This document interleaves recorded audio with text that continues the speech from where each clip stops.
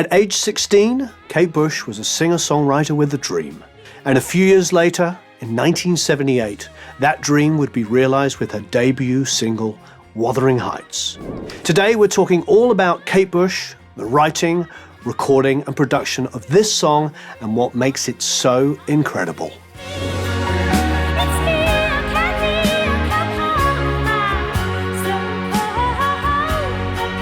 Hello there, it's Warren Hewitt here. I hope you're doing marvellously well. Welcome back to another episode of this series. And if you haven't already, please subscribe. If you hit the notification bell, you'll be notified when we have a new video. And of course, if you're into production, you can go to producelikeapro.com and sign up for the email list and you'll get a whole bunch of free goodies. Kate Bush was born on July the 30th, 1958, into a very artistic family. Her father was an amateur pianist, her mother was an Irish dancer, and her brothers were both involved in the local folk music scene. Kate started playing the piano at age 11 and wrote her first song at the age of 13. From an early age, it was very clear that Kate was someone very unique. She continued playing and writing, and in 1975, with the support of her family, Bush made a demo tape with over 50 of her compositions. This demo made its way to a family friend and eventually someone very connected in the music world. When did the Music Man come to hear about you, and how? That was quite a gradual process. When I was about 14, there was a friend of my brother's called Ricky Hopper, who was in the business and he knew a lot of people, and he acted as a friend to try and get the tapes across to people. And after some trying, there was no response. And he knew Dave Gilmour from the Pink Floyd.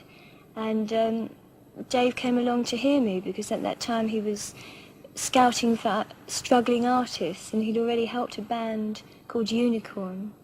And he came along and heard me. And he put up the money for me to make a proper demo with arrangements and selected songs, and we took it to the company. And you were what age then? About 16? Yes. The subsequent 3-song demo was paid for by David Gilmour of Pink Floyd. It was produced by Andrew Powell, who had worked with artists like Leo Sayer and the Alan Parsons Project, and was engineered by Jeff Emmerich, who had worked, of course, with the Beatles. Kate's unique songwriting and musicality was paired with a powerhouse of a production team. And this new demo gave a preview of what she was capable of. Terry Slater, an executive at EMI, signed Bush shortly after hearing this tape. Kate Bush's debut album, The Kick Inside, was released in 1978 and peaked at number 3 on the UK album charts. The lead single, Wuthering Heights, was a massive hit in many countries all over the world and put Kate Bush firmly on the map. Now, let's dive into this incredible song, starting with how it was written. When the time came to record this album, Kate Bush had written over 100 songs, but surprisingly, Wuthering Heights wasn't one of them. The song was written by Kate just before the recording sessions, sitting at a piano under a full moon. She was inspired by the 1967 BBC adaptation of the 1847 novel Wuthering Heights by Emily Bronte. She caught the last few minutes of the movie on TV and decided to begin reading the book. Having seen a few minutes of the movie and reading part of the book, she wrote her song Wuthering Heights.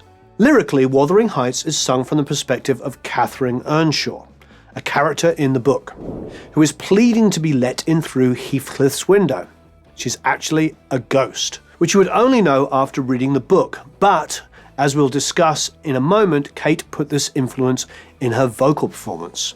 Even though she hadn't made it all the way through her source material, Bush felt a strong connection to it, stating, "When I first read Wuthering Heights, I thought the story was so strong. This young girl in an era when the female role was so inferior, and she was coming out with this passionate, heavy stuff. Great subject matter for a song.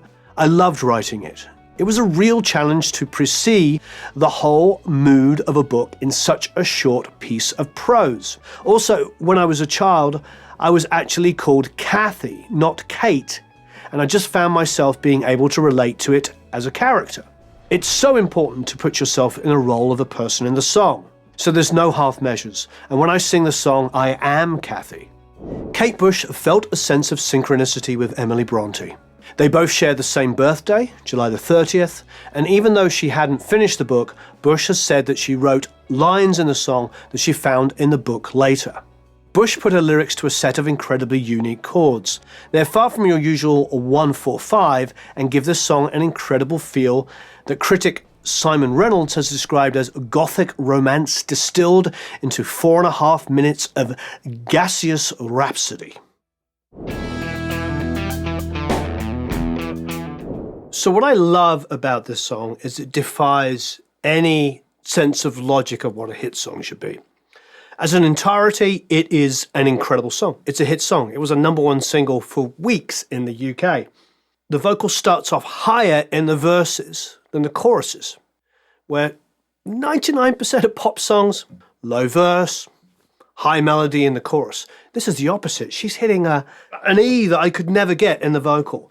Absolutely incredible in the beginning of the song. So there's this beautiful piano intro, which we're going to mimic on guitar, which is... Then she plays an octave higher. And then what's wonderful about this verse is it's all major chords. The whole verse is major chords. You could argue that maybe it's in A, maybe it's in E. You're talking about somebody who didn't have lessons in musical theory and wasn't being taught like jazz substitutions and all this kind of stuff. This is all incredibly instinctive. So the verse is sung over these chords: A major, F, E, and then C sharp. And in the piano, those are all whole note chords. Over the C sharp, she plays this little run in her left hand, which is a minor third to the major third. You get this? So it's a minor third and then a major triad. So if you go back and listen to the verse, you'll hear this beautiful rub over the C sharp major. It's gorgeous. So here's the verse again.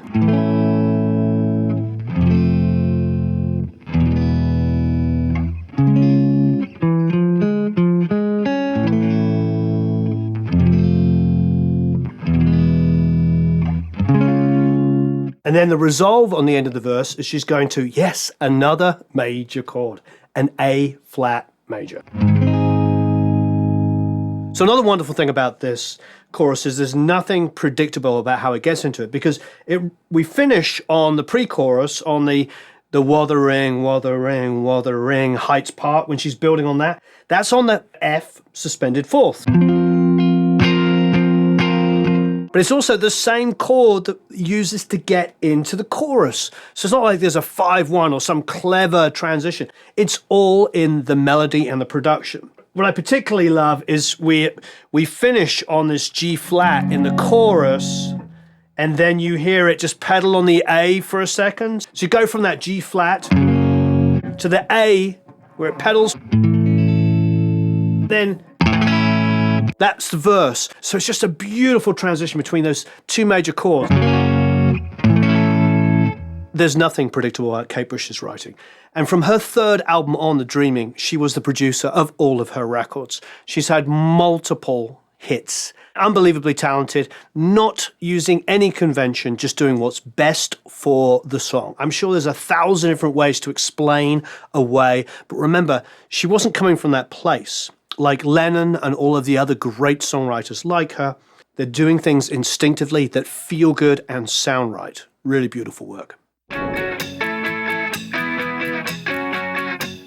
Wuthering Heights was recorded at London's Air Studios, utilising multiple recording rooms. Tracking room for the band was Studio 2, which housed a 24-channel Neve console, Tannoy monitors, and a 3M M79 2-inch 24-track tape machine. There was a similar equipment in Studio 1 where the string sessions took place. The rhythm section consisted of Kate Bush on a Bosendorfer grand piano, Stuart Elliott on drums, producer Andrew Powell on bass, and Ian Benson on guitar. Engineer John Kelly was a protege of Jeff Emmerich, who had engineered the demo, and so he stayed close to Emmerich's typical mic choices. As he recalls, For the drums, I used a D19 on the snare, Sennheiser 421s on the toms, a D12 on the bass drum, and a Neumann KM84 on the hi-hat. The bass was DI'd and amped. At that time, I was very keen on the Susan Blue DI box, with a Marshall cabinet and a Marshall head mic'd with a FET 47. Ian Benson's acoustic was recorded with a Neumann U87. I'm a big 87 fan. I used to use them on everything. Ian Benson's electric guitar solo was played in the Studio 2 control room, his Les Paul going through a Marshall head and a Marshall 412, mic'd with, yes, a pair of U87s, one close and another about 4 feet away. Wuthering Heights also features Duncan Mackay on Hammond organ, David Patton on acoustic guitar, Maurice Pert on crotales, and David Katz conducting an orchestra made up of 8 first violins, 6 second violins, 8 violas, 6 cellos, and 3 French horns. Producer Andrew Powell also acted as arranger, interpreting Kate Bush's song, which had started on piano, and translating it into this incredible instrumentation.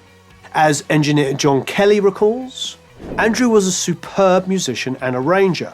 All the parts were written out and he would hand them to the rhythm section. They had chord charts and a brief outline of what he wanted. He'd worked with Kate on the arrangement beforehand and how he wanted it to turn out. It was an absolutely brilliant job, a first-class record.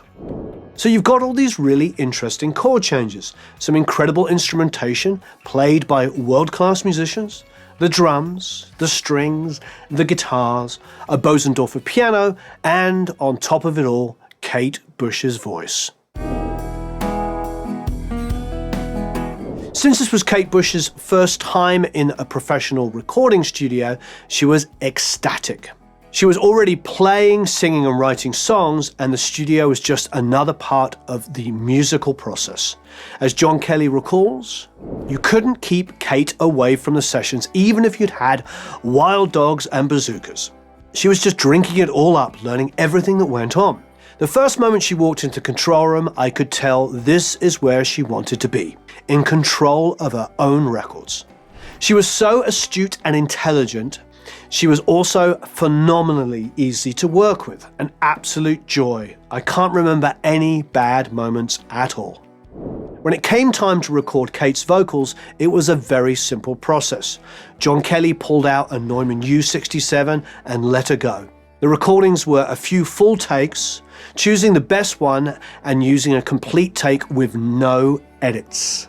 Kate's vocal on Wuthering Heights is incredible. It's very high, theatrical, and as she describes it, channels one of the characters from the book. It was the first time last year you read the book? Yes, it was, yeah. And what about this vocal sound? I mean, you came on like the Wicked Witch of the West. I mean, is this is this you? No, that's Kathy in Wuthering Heights. That was who I was in that particular song. I don't think it's me. I don't think I'm very like her. The voice was really just to create a mood. The whole song is like Kathy is a spirit at that point. And it seemed the sort of way a spirit would sing, you know, very ethereal. The combination of Kate's spirit-like vocal on top of the lush instrumentation and arrangement is stunning.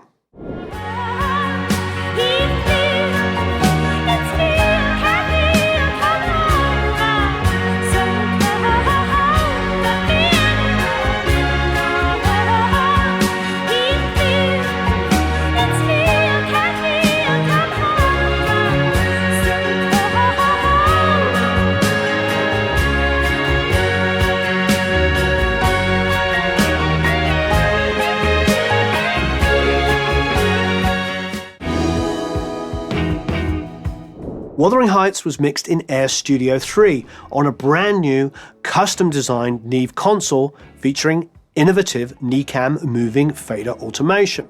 They were on a tight timeline to show something to the label, so this song was mixed in one night. As John Kelly remembers, we started that mix at around midnight and Kate was there the whole time encouraging us.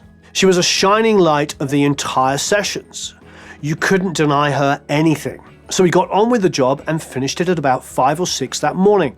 It was a fairly straightforward mix. Among the only effects were a pair of EMT 140 echo plates, one straight, the other delayed with a 15 IPS Studer. But it gelled and it had a whole vibrancy to it. And full credit for that goes to Andrew. He got the arrangement exactly right, he got the chords right, he translated Kate's work beautifully, and everything that was on that multitrack deserved to be there. John Kelly had some experience, but this song and this album was his first time as a primary engineer. He had been an assistant engineer in the old Air Studios facility in central London's Oxford Street, assisting under Jeff Emmerich. After this album, John Kelly would go on to engineer Kate Bush's second album, Lionheart, co-produce Never Forever with her, and work with artists like Paul McCartney, Tori Amos, and many more. Kate Bush's record company, EMI, had originally picked the song James and the Cold Gun as the lead single, but Kate insisted they change it to Wuthering Heights, and it's a very good thing they did. Wuthering Heights was released in January of 1978, and Kate Bush and the world of music would never be the same again. The song reached #1 in the UK, Australia, Italy, New Zealand, and Ireland. And it broke into the top 10 in Denmark, Belgium, Finland, the Netherlands, Norway, Sweden, Switzerland, and Spain. And on top of that, Kate Bush became the first female artist to have a UK #1 with a self-written song. Wuthering Heights launched Kate Bush's incredible career, which now includes 10 studio albums, 3 Grammy nominations, and many more awards. She has inspired countless artists, and in 2013, she was appointed by Queen Elizabeth II as a commander of the British Empire. In a full circle moment, Bush got to pay her respects to the author of Wuthering Heights, Emily Bronte. In 2018, as part of the Bradford Literature Festival, Bush was invited to write an epitaph to Emily Bronte, which was inscribed on a stone near Bronte's home in Yorkshire. Bush wrote the poem Emily, stating it was her honour and a chance to say thank you to her. Engineer John Kelly looks back fondly with his experience of the song, stating, "Looking back, she was incredible and such an inspiration. Even though when we first walked in, I probably thought this was just another new artist, her openness, her enthusiasm, her obvious talent. I remember finishing that first day and thinking, my God, that's it, I've peaked." Kate Bush's incredible writing and musicianship, paired with some incredible arranging, production, and world-class musicians, resulted in Wuthering Heights, the hit song that launched her career and continues to inspire artists over 40 years later. Thank you ever so much for watching. If you haven't already, please subscribe. Check out the other songs in this series. Please let us know what other songs you'd like to see featured, and have a marvelous time. Thank you ever so much for watching.